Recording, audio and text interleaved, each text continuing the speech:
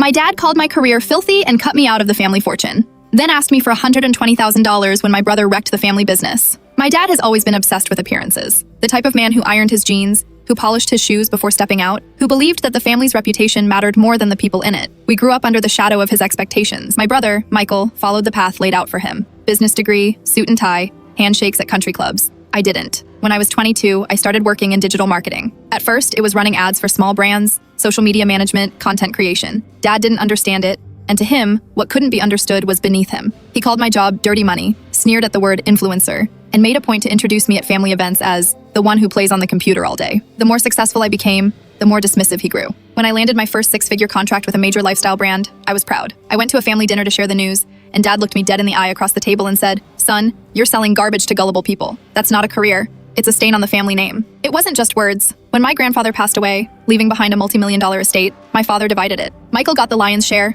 including controlling interest in the family's construction company. I was left out entirely. Dad said outright, "I won't fund a filthy career path. Earn your money if you want it so badly." It hurt. Not the money itself. I had my own path, but the cold dismissal, the way he cut me off like I was some kind of embarrassment. I stopped coming around as much after that. Work became my focus. I built my business, expanded into consulting, and by 30, I was pulling in more annually than the family business had in a good year. Then, last year, I got a call from Michael. His voice was shaky. He said the business was in trouble, that he had made some bad investments, expanded too quickly, and was facing bankruptcy. A week later, Dad called me himself. That was rare. He danced around it for a while, then finally said it. "We need $120,000 to keep the company afloat." I laughed at first, thought he was joking. This was the same man who told me I was a disgrace, that I'd never amount to anything. Now he wanted me to bankroll the company he'd given Michael instead of me. I asked him straight out, "Why me? You've made it clear I'm not part of the family business or the fortune. You cut me out." He didn't deny it. He just said, "You're in a position to help now.